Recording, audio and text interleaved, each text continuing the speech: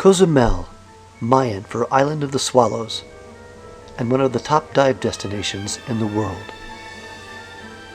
It's been 20 years since I last visited this island off the Yucatan Peninsula, before I was even certified to dive. I was excited to be back to see more of what I had gotten a taste of snorkeling 20 years ago. This is Isaac, our dive master. I decided to go rogue and not use the cattle boat dive company the cruise ship used, and went with a company I found on the internet called Deep Blue. They came highly recommended, advertised fast boats, small groups of 8 or less, and most importantly, all computer diving for maximum bottom time and increased safety. They came through with flying colors.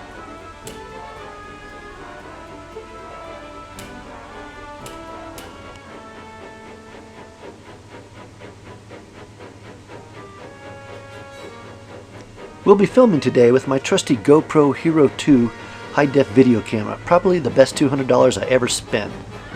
We'll also be using a Polar Pro red color correction filter, also $20 well spent.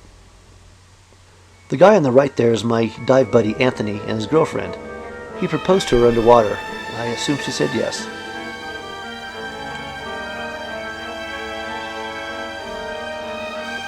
Our first dive was a shallow dive at a place called Palancar Shallows, part of the Palancar reef system discovered by Jacques Cousteau in 1954.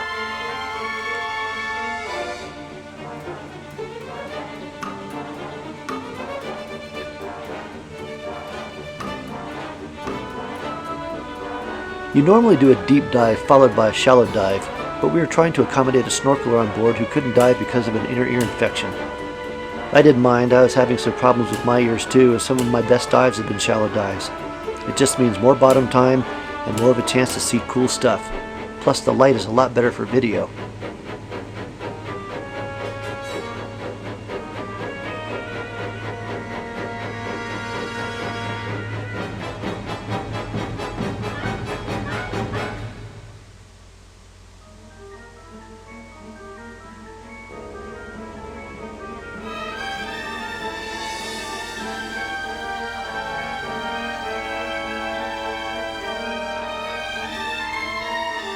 I was pleased to see the reef still teeming with fish after so long, especially being such a popular dive site.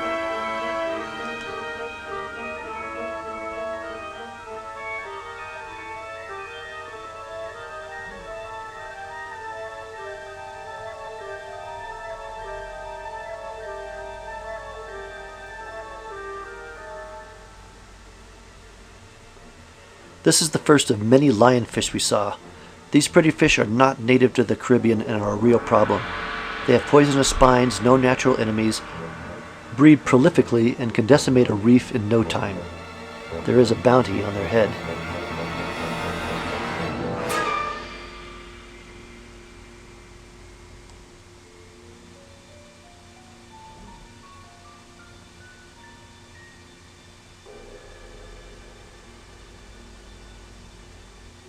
Here Isaac cuts off the poisonous spines.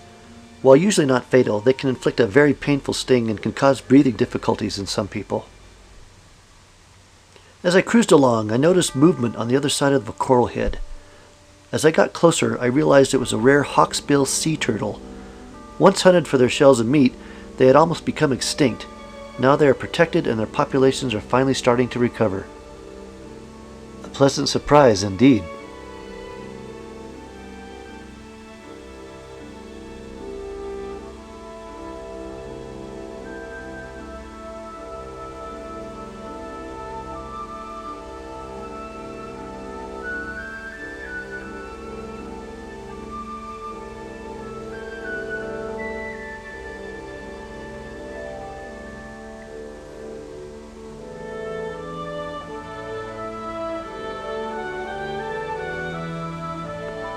Meanwhile, Isaac the lion hunter has bagged a pretty good sized specimen.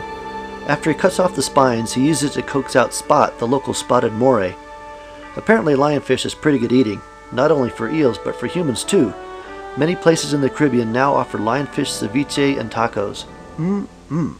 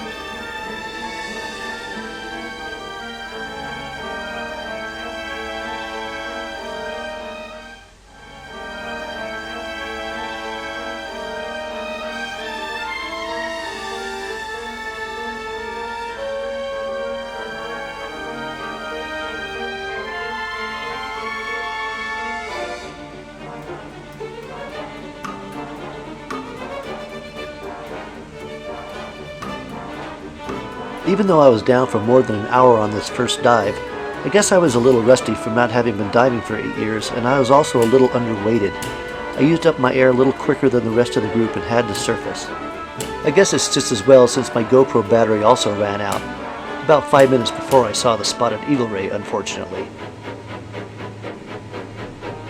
Our second dive was San Clemente Reef, another shallow dive and technically rated as a beginner dive spot, so it doesn't get as many dive boats as its more exciting neighbors UCAB and Tormentos reefs, which also means it wasn't as crowded. While the coral heads may not be as big, there were still plenty of fish to see.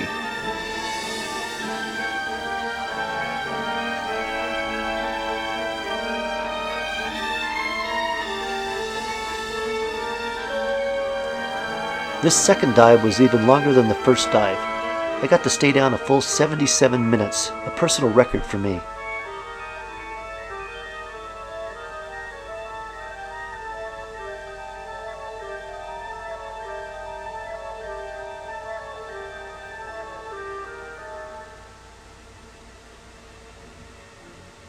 Ah, the great barracuda.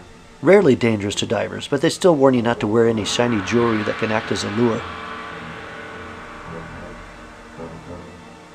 This colorful fellow is a rainbow parrotfish. It feeds on the algae embedded in the coral by biting off chunks of coral and grinding it in its teeth.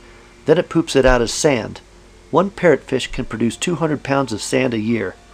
Think about that next time you're walking on your pristine sandy Caribbean beach.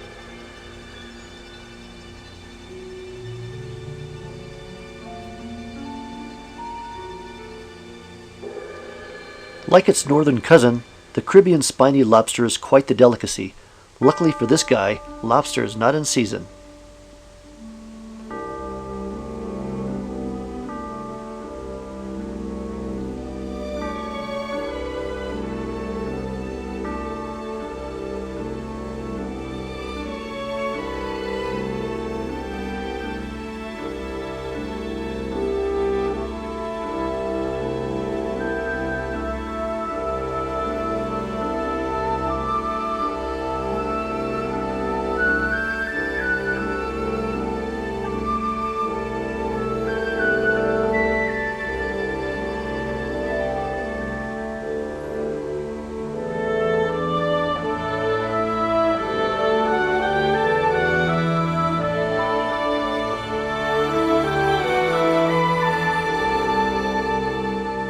Well, I guess all good things must come to an end, and so is my diving adventure in Cozumel. We really lucked out on the weather. A front was supposed to be coming in that afternoon that would most likely cancel any diving for the next few days, and it did ruin our snorkeling in Roatan and Belize. I guess the Mayan dive god was smiling on me that day.